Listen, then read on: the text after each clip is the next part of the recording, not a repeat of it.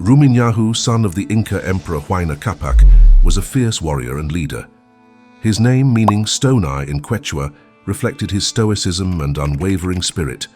Some believed it stemmed from a battle scar or a cataract, others from his intense gaze. Born into nobility, Rumiñahui held important positions due to his military prowess. He initially swore loyalty to his brother Atahualpa, but when the Spanish captured Atahualpa, Rumiñahui refused their ransom demands. He knew Atahualpa wouldn't survive and chose to keep Quito's treasures safe. Learning of Atahualpa's death, Rumiñahui led his troops to honor their fallen leader. He secretly buried Atahualpa's remains and the Quito treasures, their location a mystery to this day.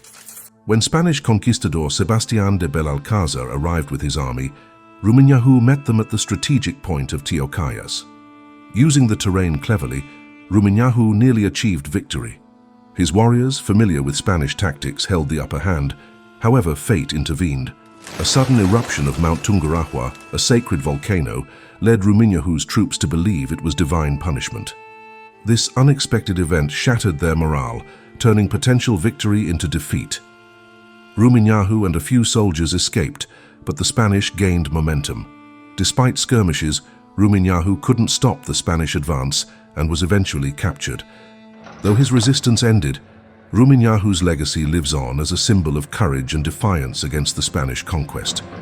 Rumiñahui, a name synonymous with bravery and loyalty in Ecuador, was an Inca general during the tumultuous period of the Spanish conquest. Though details of his early life remain shrouded in mystery, historians believe he belonged to the nobility of Píllaro, likely due to his high military rank. His rise to prominence is intertwined with that of Atahualpa, the Inca emperor. Some theories suggest they might even have been half-brothers, sharing a mother who was one of Huayna Capac's concubines. This close bond fueled their shared hostility towards the people of Cusco, solidifying their alliance during the Inca Civil War. Rumiñahui, a seasoned military leader, actively participated in battles alongside Atahualpa. However, when the conflict shifted towards Cusco, he was strategically placed to safeguard the rear with an army of 5,000 soldiers. This positioning proved crucial during the Spaniards' arrival in Cajamarca, a pivotal moment marked by Atahualpa's capture. Despite advocating for immediate action against the conquistadors, Rumiñahui's advice was disregarded. Atahualpa, swayed by his advisors, chose a more diplomatic approach with disastrous consequences. Left outside the city, Rumiñahui witnessed the devastating capture of his leader. Rumiñahui's loyalty shone through in the aftermath. Adhering to strict Inca discipline, he didn't intervene without orders and ensured a safe retreat for his troops. While Atahualpa was held captive, Rumiñahui focused on gathering the ransom, a task entrusted to Quiliscacha. However, he refused to surrender Quito's treasure, strategically hiding it for safekeeping. Upon Atahualpa's execution in 1533, Rumiñahui braced for the inevitable Spanish advance. He faced opposition from 𝙎ⴜ𝙗, who advocated for a peaceful approach, fearing the Spanish might. However, Rumiñahui, resolute in his defiance, prepared to defend his people and their land. This sets the stage for the next chapter in Rumiñahui's story, his valiant resistance against the Spanish conquest, a testament to his unwavering loyalty and military prowess. Rumiñahui saw weakness in Atahualpa's chosen successor. Citing a memorial feast, he seized and imprisoned Atahualpa's kin and loyal supporters.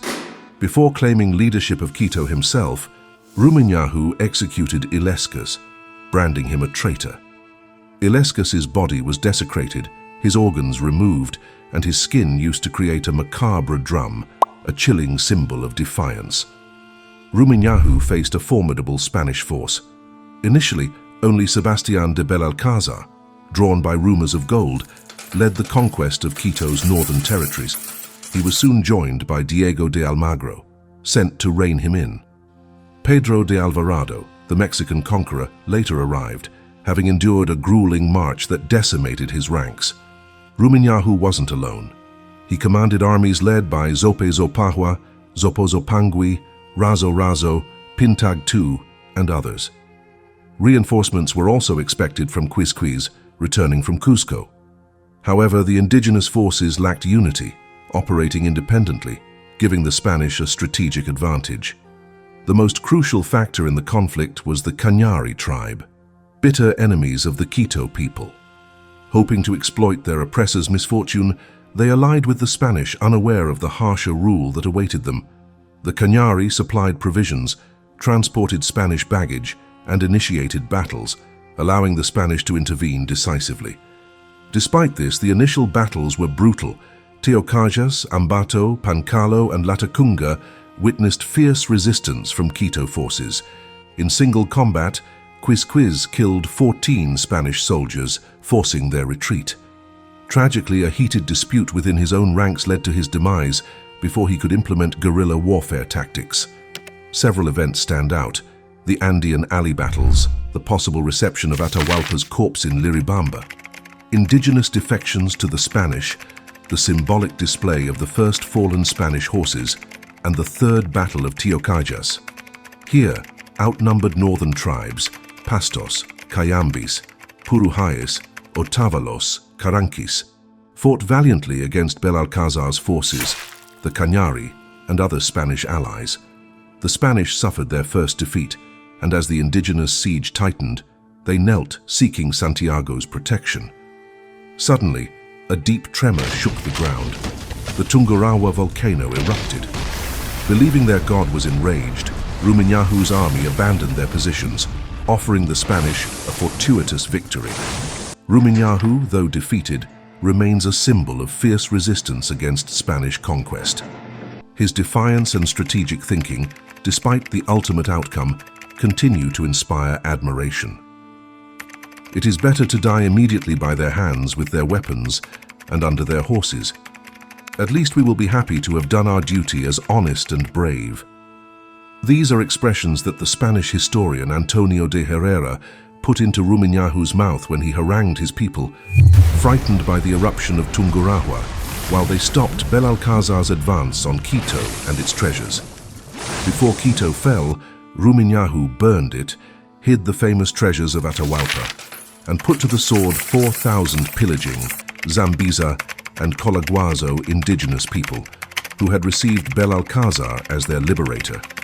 He also ordered that the main Achilles of the temples who refused to flee be killed, to prevent them from being captured and assaulted by foreign soldiers. Belalcázar entered Quito in July 1534, around the Feast of Pentecost. The second phase was a desperate feat, taking refuge among the Yumbos on the western side of Pichincha. He raised the indigenous people of Chilos and Latacunga, fell on Quito, pursued Belalcázar, who was heading to Riobamba, to confer with Pedro de Alvarado, entrenched himself in the bushes of Pilaro, passed to Quijos, hid in the lonely Langanates, and delayed Belalcázar's second entry into Quito by 3 months.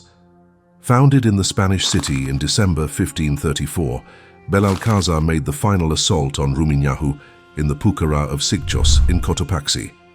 Rumiñahui, limping and alone, was captured by 4 infantrymen and a horseman in the bushes of Rumiñahui, who had orders not to kill him, but to torture him. Juan de Ampudia tortured him, but did not get a word out of him about Atahualpa's treasure. The purpose of the conquest of Quito was for the Spanish to search for gold, and in particular, the treasure of Atahualpa, who is said to have been buried with it. Only a small amount of gold had been found, and there was not even a shadow of the treasure. Belalcázar and his captains, convinced of the existence of this enormous fortune, searched the city in vain, destroying temples and houses. Finally, exasperated by these fruitless searches, they turned to their prisoners to extract the information they desired. Rumiñahui and the other captains were subjected to torture, but they revealed nothing, either that they had nothing to confess, or that they had such a strong heart that they were even right about the torments of the executioner. Faced with their failed attempts, the Spanish decided to get rid of them, and on June 25, 1535, Rumiñahui, 𝙎𝙬𝙬, Quingalumba, Razorazo, and Sina were executed, some by burning at the stake, and others with equally atrocious forms of execution. With that said, thanks for watching, and until next time.